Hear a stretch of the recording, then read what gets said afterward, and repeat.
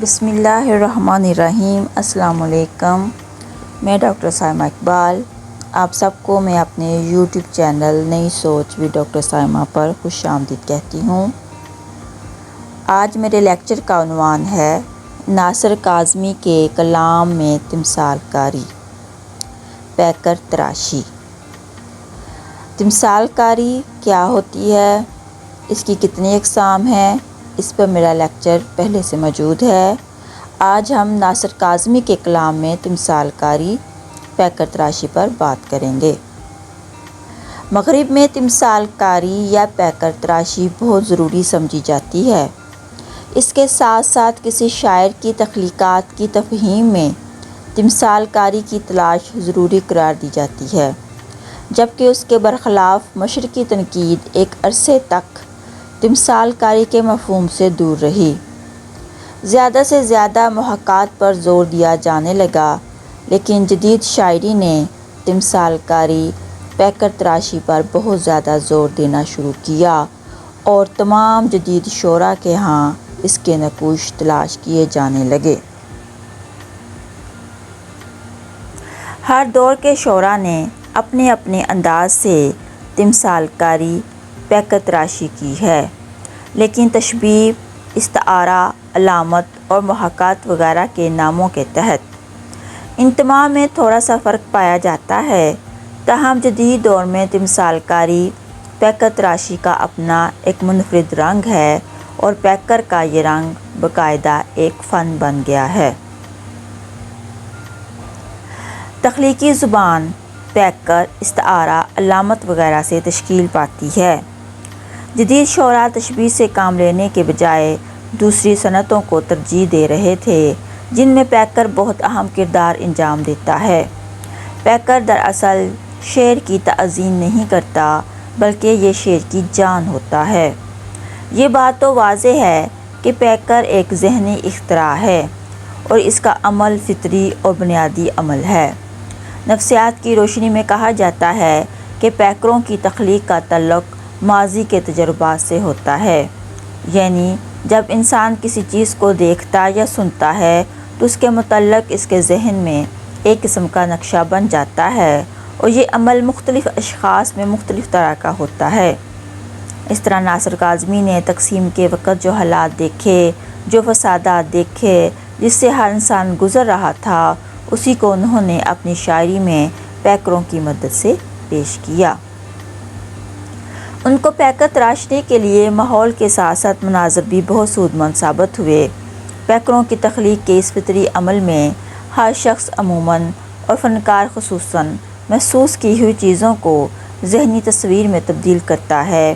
اس طرح حواس خمسہ کے ذریعے حاصل کیے گئے خیالات ذہن میں نقش کی صورت میں قائم رہتے ہیں اور وقتاً فوقتاً اپنی شکل بدل کر سامنے آتے ہیں۔ ناصر کاظمی کے یہاں ماضی کے تجربات کا جو عکس ہے وہ بھیس بدل کر پیکر کی صورت میں سامنے آتا ہے، اس لیے ان کے پیکر اسی طرح سے بھی بنتے ہیں۔ یہ ضروری نہیں کہ پیکر کی تخلیق صرف مادری زبان ہی میں ہونی چاہیے، بلکہ تخلیق کار جو زبانیں جانتا ہے اس میں پیکر کی تخلیق ہو سکتی ہے۔ تخلیق کار جس زبان میں اس کا اظہار کرنا چاہتا ہے، یہ خیالات اس زبان کے الفاظ کا روپ دھار کر لفظی تصویروں کی شکل میں نمودار ہوتے ہیں۔ لیکن چونکہ ہر شخص اپنی مادری زبان میں زیادہ قدرت رکھتا ہے اور اپنے خیال کو مادری زبان ہی میں بڑی آسانی سے پیش کر سکتا ہے، اس لیے ناصر کاظمی نے اپنی مادری زبان ہی میں اپنے حسی خیالات و افکار کی روشنی میں کئی نادر پیکر تراشے ہیں۔ ناصر کاظمی نے تخلیقی زبان کی بنیاد یعنی پیکریت سے آگہی حاصل کی۔ ان کے پیکر بیک وقت بصری، سمعی، شامی، لمسی کیفیات کو حرکت میں لاتے ہیں۔ گلریز میری نالائے کشی سے ہے شاخ شاخ، شفق ہو گئی دیوار خیال۔ ناصر کاظمی کے ہاں پیکر تراشی ان کے شعری مزاج کا قدرتی اظہار ہے۔ کیونکہ ناصر ہمیشہ بیدار رہتے تھے، اس لیے شاعری کے ساتھ ساتھ موسیقی اور مصوری سے بھی وہ رشتہ جوڑتے ہیں۔ چنانچہ وہ خود لکھتے ہیں، میں تو موسیقی اور مصوری کو بھی اپنی روایت سمجھتا ہوں۔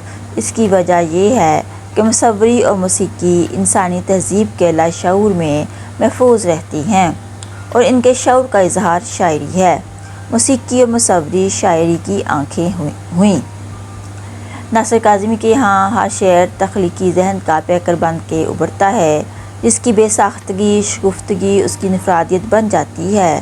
یہ برجستگی اس بات کو ظاہر کرتی ہے کہ وہ تخلیق کے دوران میں سرمستی سے سرشار ہوتے ہیں۔ ناصر کاظمی کے یہاں دریا، پتھر، پرند، چرند اور درختوں کی زبان وغیرہ دراصل ان کے حسی اور تخلیقی تجربوں کی زبان ہے۔ یہ تمام پیکر ان کے خیال اور الفاظ کو جسم عطا کرتے ہیں۔ ان کے دل کی روشنی ہر لفظ کو ایک شخص اور ہر مصرعے کو ایک شہر بنا دیتی ہے۔ ہر لفظ ایک شخص ہے، ہر مصرعہ ایک شہر، دیکھوں میری غزل میں میرے دل کی روشنی۔ ناصر کاظمی کی شاعری میں روشنی کے پیکر کا استعمال نہایت کثرت اور ندرت سے کیا گیا ہے۔ ان کی غزلوں میں پیکر علامت کے شانہ بشانہ چلتا ہوا نظر آتا ہے۔ روشنی کے پیکر کی مثال کے لیے یہ شعر ملاحظہ ہو: سر کھلے پا برہنہ کوٹھے پر، رات اسے ماہتاب نے دیکھا۔ ناصر کی اس غزل کے تمام اشعار روشنی کے پیکروں کا مجموعہ ہیں۔ یہ پیکر چاند کی روشنی سے رنگ و نغمہ حاصل کرتے ہیں اور فضا کو سحر آلود کر دیتے ہیں۔ دلچسپ بات یہ ہے کہ ہر شعر میں چاند کی روشنی ایک انفرادی فکر رکھتی ہے۔ یہ روشنی کے پیکر ناصر کاظمی کی جمالیاتی شخصیت کی تہداری کے مظہر ہیں۔ ناصر کاظمی کے یہاں سیریلسٹک پیکر بھی موجود ہیں اور یہ پیکر ان کی لاشعور زندگی کے وحشی پن، خوف اور بے حسی و بے کسی کو ظاہر کرتے ہیں۔ یہ پیکر اصل دیوانے کے خواب کی تجسیم کرتے ہیں اور خارجی حقیقت سے کوئی تعلق نہیں رکھتے۔ ہر ذرہ ایک محمل عبرت ہے دشت کا، آنکھ جھپکوں تو شرارے برسیں، دروازے سر پھوڑ رہے ہیں۔ ناصر کاظمی کے یہاں متضاد پیکر بھی نظر آتے ہیں، اس کی زندہ مثال یہ شعر ہے: میں اس جانب تو اس جانب، بیچ میں پتھر کا دریا تھا۔ ناصر کاظمی کی شاعری کا سلسلہ برگ نے سے لے کر ان کی زندگی کے آخری متفرق اشعار تک جاری رہا، جس میں اداسی کے ساتھ ساتھ خوشی کے بھی احساسات پائے جاتے ہیں۔ ان کی شاعری کا خاص وصف یہ ہے کہ انہوں نے تخیل کو اس دہلیز تک پہنچا دیا یہاں اس کی شبیہ کاری کو بولتی ہوئی نظر آتی ہے۔ ناصر کاظمی نے ایک ساتھ مختلف حصوں کو برتا ہے اور ان کے امتزاج سے ایسے پیکر تراشے ہیں جو دکھائی بھی دیتے ہیں اور سنائی بھی۔ ناصر کاظمی نے اپنی شاعری میں تمثال کاری، پیکر تراشی سے جس طرح کام لیا ہے، اس کا مختلف مجموعوں کے حوالے سے جائزہ لیا جا رہا ہے، جو کچھ اس طرح کا ہے: ناصر کاظمی کے پیکروں کو حواس خمسہ کے اعتبار سے تقسیم کیا جا رہا ہے، مثلاً بصری، سمعی، شمومی، مذوقی اور لمسی پیکر۔ بصری پیکر یعنی بصری تمثال کاری، وہ پیکر جو حصے بصارت کو متوجہ کرتے ہیں بصری پیکر کہلاتے ہیں۔ یہ تین طرح کے ہوتے ہیں: نمبر 1 شکل سے متعلق، نمبر 2 رنگ سے متعلق، نمبر 3 حرکت سے متعلق۔ شکل سے متعلق: کلیاں جھلسی جاتی ہیں، سورج پھینک رہا ہے آگ، بہاریں لے کے آئے تھے جہاں تم، وہ گھر سنسان جنگل ہو گئے ہیں، آنکھوں میں چھپائے پھر رہا ہوں یادوں کے بجھے ہوئے سویرے، کیسا سنسان ہے سحر کا سماں، پتیاں محو یاس، گھاس اداس، پھر سلگنے لگے یادوں کے کھنڈر، پھر کوئی تاک خنک یاد آئی، سوچتا ہوں کہ سنگ منزل نے چاندنی کا لباس کیوں پہنا، دھواں سا ہے جو یہ آکاش کے کنارے پر، لگی ہے آگ کہیں رات سے کنارے پر، ہمارے گھر کی دیواروں پہ ناصر اداسی بال کھولے سو رہی ہے، سا نازک ہاتھ میرے شانوں پر، ایک یہ وقت علاقے میں تنہا اور دکھ کے کانٹوں کا جنگل۔ رنگ سے متعلق، رنگ کھلے صحرا کی دھوپ، زلف گھنے جنگل کی رات، زلف شب رنگ کے سدا راہوں میں نے دیکھا ہے طلسمات کا چاند۔ رنگ دکھلاتی ہے کیا کیا عمر کی رفتار بھی، بال چاندی ہو گئے سونا ہوئے رخسار بھی۔ آج تو یہ دھرتی خون اگل رہی ہے، سبز سنہرے کھیتوں پر پھواریں سرخ لکیروں کی۔ میلی چادر اوڑھنے والے تیرے پاؤں تلے سونا ہے، سونا جسم سفید قسمیں، گورے ہاتھ سنہری پھول۔ لال کھجوروں نے پہنے زرد بگھولوں کے کنگن، ہرے گلاس میں چاند کے ٹکڑے، لال صحرا ہی میں سونا تھا۔ سرخ چناروں کے جنگل میں پتھر کا ایک شہر بسا تھا، پیلے پتھریلے ہاتھوں میں نیلی جھیل کا پانی تھا۔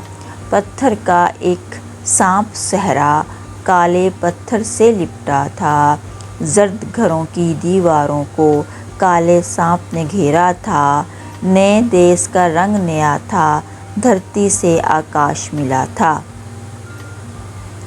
نمبر 3، حرکت سے متعلق، اوس بھی ہے کہیں لرزاں، بزمِ انجم دھواں دھواں بھی ہے۔ رقص کرتی ہوئی شبنم کی پری لے کے پھر آئی نذرانہ گل۔ نہر کیوں سو گئی چلتے چلتے، کوئی پتھر ہی گرا کر دیکھو۔ دکھ کی لہر نے چھیڑا ہوگا، یاد نے کنکر پھینکا ہوگا۔ برف کے نگر میں آگ جل رہی ہے، خواہشوں کی ڈالی ہاتھ مل رہی ہے۔ برف کے ہاتھ پیانو بجاتے رہیں، جام چلتے رہیں میں اچھلتے رہے۔ یہ ڈھونڈتا ہے کسی چاند سبز جھیلوں میں، پکارتی ہے ہوا اب کے کناروں پر۔ چادر اوڑھ کے شبنم کی نکلے آنکھیں ملتے پھول۔ ہوا چلی تو جاگے پھول، ناؤ چلی تو ندیاں جاگے۔ اب جی میں ہے کہ سر کسی پتھر سے پھوڑیے، ممکن ہے قلب سنگ سے نکلے کوئی پری۔ دو روحوں کا پیاسا بادل گرج گرج کر برس رہا تھا، دو یادوں کا چرتا دریا ایک ہی ساگر میں گرتا تھا۔ سمئی پیکر، سمئی تمثال کاری، وہ پیکر جو حصہ سماعت کو متوجہ کرتے ہیں سمئی پیکر کہلاتے ہیں۔ دن کا سنہرا نغمہ سن کر ابلک شب نے موڑی باگ، کیوں ٹھہر جاتے ہیں دریا سرِ شام، روح کے تار ہلا غور سے سن۔ یاس کے چھاؤں میں سونے والے جاگ اور شورِ درا غور سے سن۔ دل تو میرا اداس ہے ناصر، شہر کیوں سائیں سائیں کرتا ہے۔ سن کے آوازۂ زنجیرِ صبا، قفس غنچہ کا در وا ہو گیا۔ ایک صدا سنگ میں تڑپی ہوگی، ایک شرر پھول میں لرزا ہوگا۔ چیختی ہیں ڈراؤنی راتیں، چاند نکلا ہے آسماں سے دور۔ پھر درد نے آگ راگ چھیڑا، لوٹ آئے وہی سمے پرانے۔ پھر چمکنے لگی سونی راہیں، ساربانوں کی صدا پھر آئی۔ ہنستا پانی روتا پانی مجھ کو آوازیں دیتا تھا۔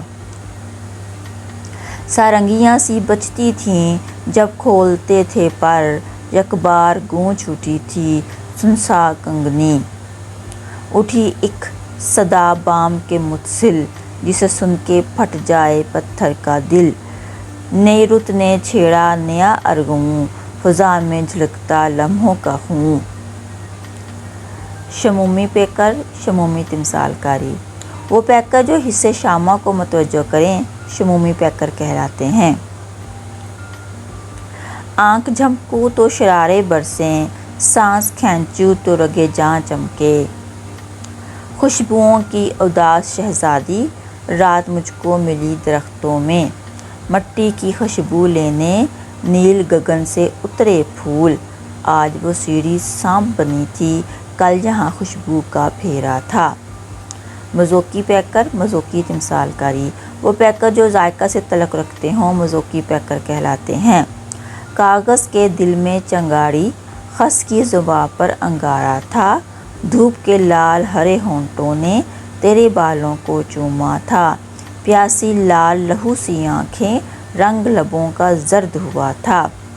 رہتی تھی اس نواح میں ایسی بھی ایک خلق، پوشاک جس کی دھوپ تھی خوراک چاندنی، کسی بے نام وہم کی دیمک چاٹنے آ گئی لہو میرا۔ لمسی پیکر، لمسی تمثال کاری، وہ پیکر جو حصے لامسا سے تعلق رکھتے ہیں لمسی پیکر کہلاتے ہیں۔ یہ دو طرح کے ہوتے ہیں، نرمی و سختی ظاہر کرنے والے، گرمی یا سردی کا احساس دلانے والے۔ دیواروں سے آنچ آئی تھی، مٹکوں میں پانی جلتا تھا، چاندنی کا ایک پھول گلے میں، ہاتھ میں بادل کا ٹکڑا تھا۔ بھیگے کپڑوں کی لہروں میں کندن سونا دمک رہا تھا، آنچ کھا کھا کر سدائے رنگ کی تتلیوں کے پر سنہرے ہو گئے۔ تو جنت ماہی گیروں کی، تو سندر بن میرے گیتوں کا، تو ٹھنڈی رات جزیروں کی۔ میں سوتے سوتے کئی بار چونک پڑا، تمام رات تیرے پہلوؤں سے آنچ آئی۔ مرکب پیکر، مرکب تمثال کاری۔ اس کے علاوہ ناصر کاظمی کے ہاں مرکب پیکر کی مثالیں وافر تعداد میں موجود ہیں جو حسب ذیل ہیں۔ دھیان کی سیڑھیوں پر پچھلے پہر کوئی چپکے سے پاؤں دھرتا ہے، سورج سر پر آن پہنچا، گرمی ہے یا روز جزا، دکھ کی لہر نے چھیڑا ہوگا، یاد نے کنکر پھینکا ہوگا، جب تیز ہوا چلتی ہے سرے شام، برساتی ہیں اطراف سے پتھر تیری یادیں، یہ ڈھونڈتا ہے کسے چاند سبز جھیلوں میں، پکارتی ہے ہوا اب کسے کنارے پر، چین بیٹھنے نہیں دیتی موسمیات کی اداس ہوا، لال کھجوروں نے پہنے زرد بگھولوں کے کنگن، دو روحوں کا پیاسا بادل گرج گرج کر برس رہا تھا، ٹھنڈی دھوپ کی چھتری تانے پیڑ کے نیچے پیڑ کھڑا تھا، پھر چمکنے لگی سونی راہیں، ساربانوں کی صدا پھر آئی، ایک صدا سنگ میں تڑپی ہوگی، ایک شرر پھول میں لرزا ہوگا، پھر چاند کو لے گئیں ہوائیں، پھر بانسری چھیڑ دی صبا نے، تھم گئے ریت کے رواں چشمے، سو گیا گیت ساربانوں کا، دشت شب بھر میں ابر کے ڈوب گئی، اسی ناگن کی ہولناک صدا، خوشی کی رت ہو کے غم کا موسم، نظر اسے ڈھونڈتی ہے ہر دم، وہ بوئے گل تھا مگر نغمہ جاں، میرے تو دل میں اتر گیا وہ، گرجنے لگی آگ کی بدلیاں، جھلسنے لگیں پیاس سے کھیتیاں، دکھ کی دھوپ میں یاد آئے تیرے ٹھنڈے ٹھنڈے بال۔ لہٰذا پیکر تراشی کے ذریعہ شاعر یا ادیب کے فن اور فکر دونوں کا مطالعہ ممکن ہی نہیں، نہایت آسان بھی ہے۔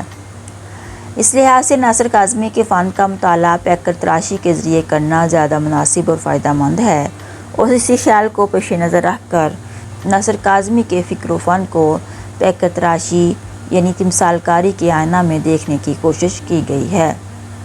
ناصر کاظمی نے بہت صاف گوئی سے آسان روش کو اپناتے ہوئے اپنے تخلیقی عمل کو آگے بڑھایا ہے، جس کی وجہ سے عام قاری بھی اسے فائدہ اٹھا سکتا ہے۔ صاف گوئی اور سادگی کے باوجود ان کے کلام میں فصاحت و بلاغت بھی موجود ہے، ان کے ہاں ہر شعر شائستگی کا پیکر معلوم ہوتا ہے۔ لہٰذا جب تک ناصر کاظمی تخلیقی عمل میں مصروف رہے، اپنے تخیل کی تکمیل میں لگے رہے اور قاری کو اپنی جانب کھینچتے رہے۔ یہی وجہ ہے کہ وہ اردو ادب کے بہت بڑے شاعر گزرے ہیں، اور قاری خواہ وہ خاص ہو کے عام ہر ایک کو اپنی شاعری سے متاثر کرتے رہے، غرض ناصر کاظمی کو بحیثیت شخص و شاعر بہت زیادہ اہمیت حاصل ہے۔ تو یہاں پر میرا لیکچر جو ہے اس کا اختتام ہوتا ہے۔ مجھے امید ہے کہ آپ لوگوں نے ناصر کاظمی کے کلام میں تمثال کاری کو اور اس کی مختلف اقسام کے حوالے سے اچھے طریقے سے سمجھ لیا ہوگا۔ مجھے امید ہے کہ آپ لوگوں کو میرا لیکچر پسند بھی آئے گا۔ مجھے اجازت دیں، اللہ حافظ۔